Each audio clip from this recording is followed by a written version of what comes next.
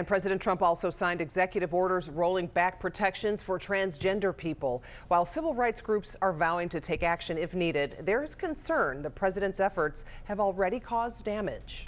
Before Precious Brady Davis was elected commissioner of the Metropolitan Water Reclamation District, she was on the front lines of the fight for transgender rights, all while working toward becoming her authentic self. The person that I am today was the person that I was when I was 5 years old, when I told my grandmother that I was a little girl, and she told me to never say that again. Davis's advocacy bringing her to the White House multiple times, most recently last summer for a celebration of LGBTQ pride. Here we are on the White House lawn with the First Lady of the United States celebrating LGBTQ rights. Davis says she's worried that the White House is now closing its doors to the LGBTQ community after President Donald Trump declared during his inauguration speech that he would sign a two-gender edict executive order. It will henceforth be the official policy of the United States government that there are only two genders, male and female. The order reverses efforts by the Biden administration to broaden gender identity designations, including on passports. Ed Yonka with the ACLU of Illinois says there are federal protections in place for the LGBTQ community, with the Supreme Court prohibiting employment discrimination based on gender identity or sexual orientation. Many of our neighbors and relatives and friends are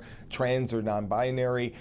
It's almost inexplicable that this idea of picking on those people is something that an incoming president would want to do. In the meantime, Davis says she's worried about how President Trump's order will affect younger generations. I think of trans youth. There are already high rates of suicide, high rates of violence.